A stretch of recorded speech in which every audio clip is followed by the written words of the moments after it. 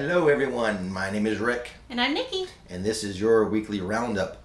This is the video where we share with you some of the news and rumors that maybe did not get worked into the videos we posted earlier in the week. But I tell you what I will do, I'll leave a link to those videos. Go check those out. That will be in the description box. Also, at the end of this video, I will try to do my very best to answer some questions you guys have been asking me.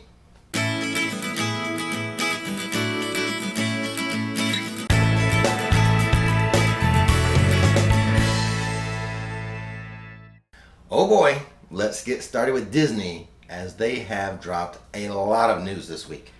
A lot, to say the least. Should we start with maybe, I think the biggest news, they canceled Mickey's Not So Scary Halloween Party. Such a bummer. We really like that one. Yes, we do. Yeah. The thing is, Disney has decided that because many of the hallmarks that make up the Halloween party, they are unable to do this year, such as the stage show, the fireworks show, the Boo to You parade, that it would be best if they canceled this year's event altogether. If you've already purchased your Halloween party tickets, you need to contact Disney Guest Services to get your refund. We'll leave some Disney contact information in the description box. Yes, we will.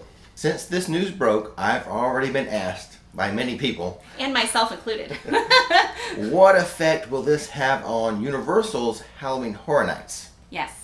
You know what my answer is? It won't have any effect. You don't think so? I don't think it will have an effect. They are two different companies. Mm-hmm. They are free to run their special events any way they see fit. And the big thing is, like we said, a lot of that Disney special event, that Not So Scary Halloween Party, those parades, the shows, the fireworks, that's not a big part of Halloween Horror Nights. So I don't think Disney canceling their Halloween event will have an effect on Universal.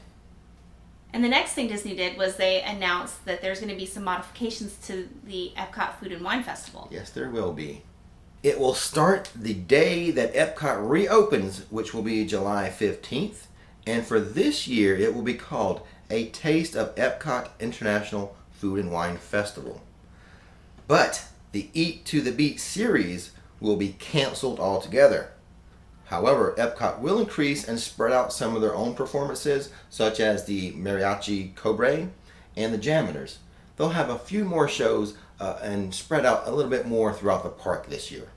Now, here is some really big news regarding Disney that if you plan on visiting or if you already have something booked to visit, you need to know. And this is about their new reservation system, which will go online, which is, I think, tomorrow. Right. June 22nd. Right. Let me make sure I read this. I'm going to read my notes exactly so I don't mess this up. I don't want to mess up the dates or anything. So, exactly. beginning on June 22nd, Disney Resort and hotel guests with a valid theme park admission can make reservations. Gotcha. So just that group can start on June 22nd. Now there's a second date. Beginning on June 26th, annual pass holders without a resort stay can make reservations. Exactly. And then a third date. Beginning on June 28th, existing ticket holders can make reservations. Gotcha. So the 22nd for people staying in a resort, which that's us because we will be staying in a resort coming up soon. Yeah, very excited about that. And then the 26th is for annual pass holders without a resort stay. Right. And then lastly, if you hold a valid ticket, a current valid ticket, which I don't think they're selling new tickets right now. No. It's got you have to have it already in your hot little hands. Yes. If you've already bought a valid ticket, then the 28th is when you can make your reservations for a park visit. That's right. And it should be noted that during your park visit or during your reservation, there will not be any park hopping. So you make one reservation for one day for one park. And then I guess whenever you make another reservation, it could be for a different park. But you can't make a reservation, go to Magic Kingdom, hop on over to Animal Kingdom, all that jazz. It is, at least for the rest of 2020, it will not be that way. Yeah. Also, we think you can only make a park reservation through a laptop and not through the My Disney Experience app on the phone. But some good advice would be still to make sure that you have the entire My Disney Experience app updated with all your tickets and hotels linked. That will... It's better to be safe than sorry. continuing with the Disney news, we have learned that we think there will still be characters throughout the park. Yes. Just no meet and greets like you knew before. And no parades, fully scheduled parades. It's a little different this time. So what they're going to do is kind of have like character processionals. And cavalcades. Yeah, cavalcade. So what's the difference between that, a cavalcade, a processional, versus the parade? Right. Well, as you know, the parade, it has a set parade route, a set parade time. So crowds would gather around that route. Now with these processionals, they're kind of like a pop-up thing. Right. Random times. Random places. And random places. For example, you might have some characters pop up, Adventureland. Right. Some random time and just walk through Adventureland. Right. But with that way, there's no the crowds would be smaller. Okay. No one's going to be planning, we've got to get to the Adventureland to see this cavalcade or processional. They won't know when it's going to happen. So Exactly. that's kind of the approach they're taking with the characters in the park for now. Okay. Moving on to a different park, we're going to discuss SeaWorld Busch Gardens, which they are related. They're part of the same umbrella owned by the same organization. Right. So you may be wondering, what is delaying Iron Quasi? They were so close to opening that right before the shutdown, but there's no talk right now of when it's going to open. Right. SeaWorld Busch Gardens, they're behind on paying their bills. Oh, goodness. So I saw this in the Orlando Sentinel the other day. Let me refer to my notes so I get the figures right. I'm dealing with actual figures here. So the Rocky Mountain Construction Company, they're the ones building Iron Gwazi. They filed a lien for $3.5 million out of $9 million they are owed. Ouch. Okay? So all of SeaWorld and Busch Gardens, they have fallen behind on their construction bills. We mentioned Iron Gwazi, but also this includes the new Icebreaker roller coaster they're building at SeaWorld. Right. So they're behind on that payment. Oh, gosh. Here's what the Sentinel says, the Orlando Sentinel. In Orange County alone, vendors have filed at least 56 liens, totaling about $16 million since April for SeaWorld and Busch Gardens. Ouch. Yeah, so a little bit of a financial problem with with that park, SeaWorld, Busch Gardens. That could be why we haven't heard much of an Iron Quasi opening yet. Well, that's the news. What about some rumors? Rumors. Rumor alert, rumor alert. Usually I would bring you in for this, but we're having... Can I take off now? Can I run? We're trying to work in more Nikki. I don't like the rumors. Well, these aren't so bad. So we're going to start with Universal, since we really haven't talked much Universal. Okay. I did do my annual Halloween Horror Nights houses prediction video. That is already out there. I'll leave a link to it. Go check it out. I have predicted the 10 houses they will have this year. 5 IPs, 5 originals. And I think the one we're most excited for would be the anniversary house. Yes, if it's what we think it is, then Yes. it would be just iconic. Good choice of words there. The rumor is Jack the Clown, he has been seen in some of the backstage areas at Universal filming commercials. Sweet. Yeah, that's the big Universal rumor this week. But that's a good sign too, that because Mickey's Not So Scary was canceled, that HHN is still pushing forward and still going forward at this point. Oh, If yeah. they're shooting commercials, they're not just going to waste money shooting a commercial if they're going to cancel the event. I'm not worried about HHN whatsoever, but the future is hard to predict nowadays. That's very true. Moving on to some Disney rumors. It is rumored that when Disney reopens, Yeah. not all of the hotels are going to reopen. It will be limited to the 11 DVC resorts Okay. and Fort Wilderness. Wow. I saw that rumor today. I saw another Disney rumor, if I was could that? add that Yeah, in. add it in. Is that there will not be any single rider lines, and the other rumor is that they're not going to be using virtual queues. Right. Let's just say Rise of the Resistance.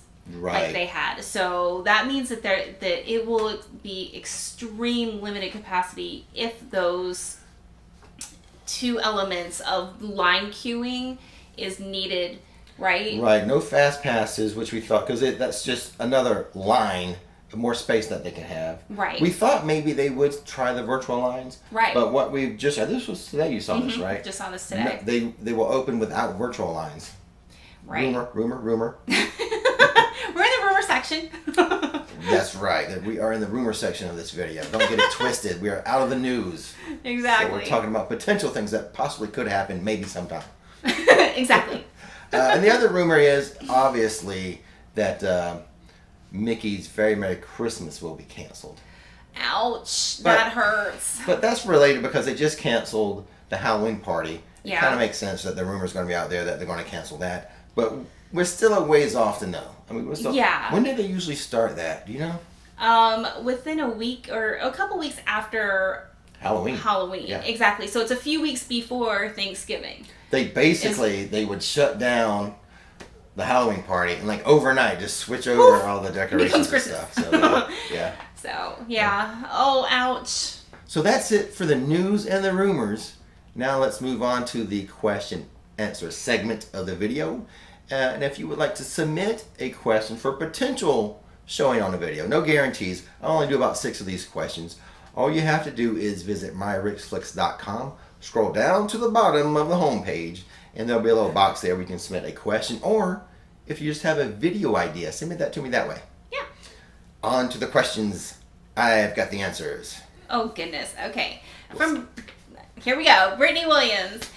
She recently let her Disney passes lapse and is now interested in getting Universal passes. Mm-hmm. What are the best days for visiting the park during the week? I don't blame you for letting that pass expire from Disney because a lot of changes there. Yeah. Now, as far as the best day for Universal, I think all things considered, it's as always, which means the weekends are the busier days. Right. Saturday and Sundays will be busier because locals, they're off of work. That's when they really get a chance to go.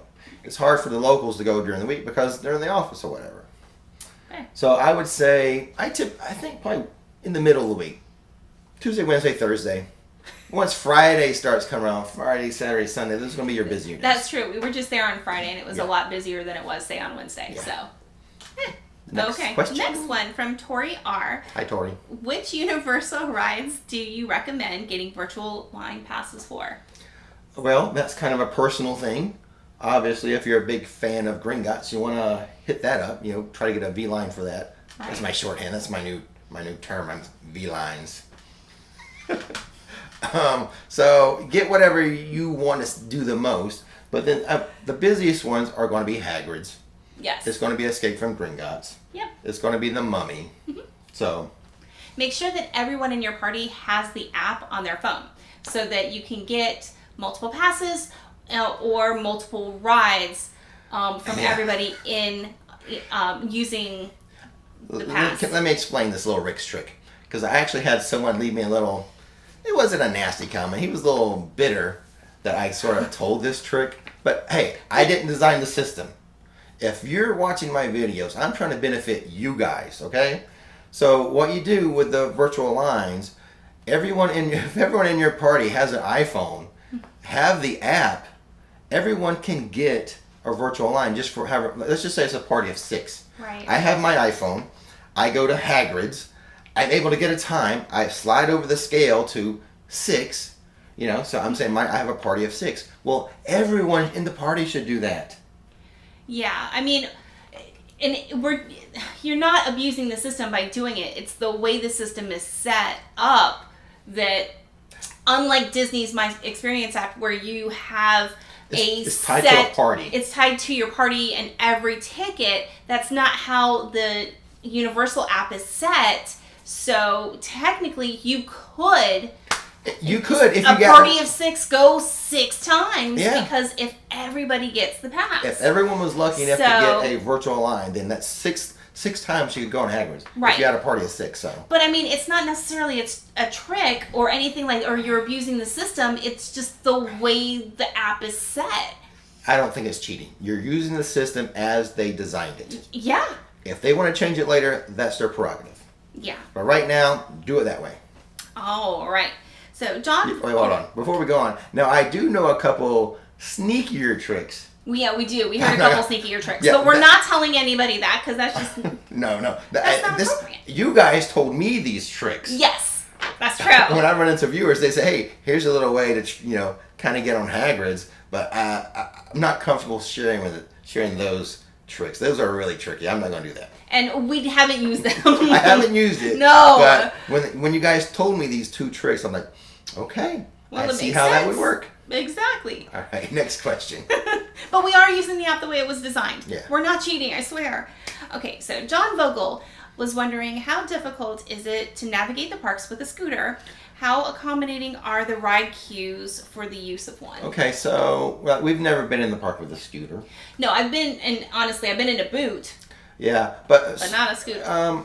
There's ramps if you want to step up on a curb, because it's designed like it's streets and sidewalks. Right. So when you don't have to step on a sidewalk, it's the usual ramp up on a sidewalk that they have sporadically across sidewalks. Okay. So I think navigating the park is just fine. That's no big deal. Right. Now the queues, I believe you drive your scooter up to the queue, and then they transfer you to a courtesy wheelchair that they have there. Right, and then there's elevators depending on the ride system. So, because I don't know if I've ever seen a scooter inside of a queue. I have not.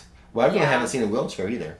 But I think, maybe once I have seen a scooter in a queue. But really what would happen, let's say if you're at the Mummy, you would scoot on up to the Mummy, get into your wheelchair, and then I think there's an elevator that would take you up. Right. And then you would transfer out of the wheelchair into the ride. That's right. So that's really all I know about scooters and wheelchairs there. Exactly. Okay, this one is from Paul at Universal. Are there places to fill water bottles? His gym has turned off the water fountains because of a high touch spot, and was wondering if the same is true at Universal. I've seen that around different places out in the world myself. Universal, they still do have some of the water fountains available. In fact, this happened to me. We spent 5 hours waiting on the Bourne Identity, and I ran out of my Powerade, so I wanted to refill my little Powerade cup or jug with some water, and I was going to go to a water fountain there by one of the restrooms, and it was working. But then I ran into some team members, and they, oh no, just go into the Today Cafe and they'll fill water. So what you could do, if there's no water fountain available, go to any of the carts or locations, restaurants, whatever, that sell like soda. Okay. Like the fountain drinks, because there's always a button on there for water. Okay. So you can just do that. Good to know. All right. David Brown is visiting Universal starting July 7th and wants to know if the Bourne Spectacular will fully be open by then. I believe it will. I mean, they are going through technical rehearsals right now. Yeah. And I think the reason why I say I think it will be open in July fully because that is the button, the pass holder button. It is a Bourne button. So it is. We anticipate it to be fully operational in July. But even the technical rehearsals are awesome. Oh my gosh. Yeah. Stunning. Awesome. I think the first technical rehearsal we went to, it was fully functional then. Yes. But then when it's a technical rehearsal, sometimes not everything will be working. Like one of our previous trips or subsequent trips into Bourne, they didn't have there was one spot that has fire shoot up. They didn't have that turned on for that particular rehearsal. So even if they're not fully operational, go check out the show. It should be at least 90% of what it's going to be anyway. Exactly.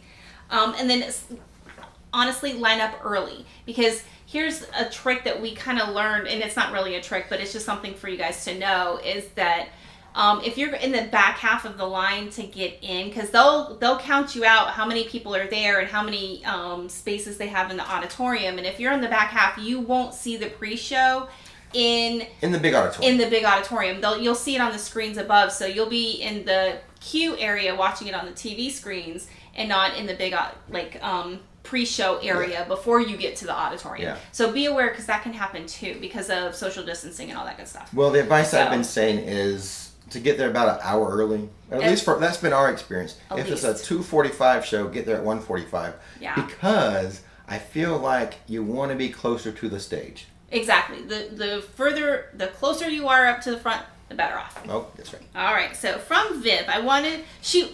And this is the last question. Okay. Is it? Ooh, okay. By Viv. Ziv. Oh, sorry. He doesn't give me these ahead of time. All right. This is from Ziv. Cool name, by the way. Wanted to know for Halloween Horror Nights, let's see, you need a ticket and a ticket for the park itself, or no? If you get the HHN ticket, are you allowed to go on the rides in the park? He wants to know, do you have to have a park ticket Right. and an HHN ticket? No. No. HHN is a separately ticketed event. Mm-hmm. You only have to buy your HHN ticket. But then, of course, you only get in when the event starts. Exactly. And yes, they do run the rides. Not all of the rides. Right. But the major rides will be running. Mm-hmm. And I think that's it. That's it. There you go, guys. Thanks for the questions. Yep. Thanks for checking out all the videos this week. Remember, if you missed one, I'll link them in the description box. And with that being said, Dumb is the magic, dumb is the fun. thanks for watching Rix Flicks. And now, it's time to relax.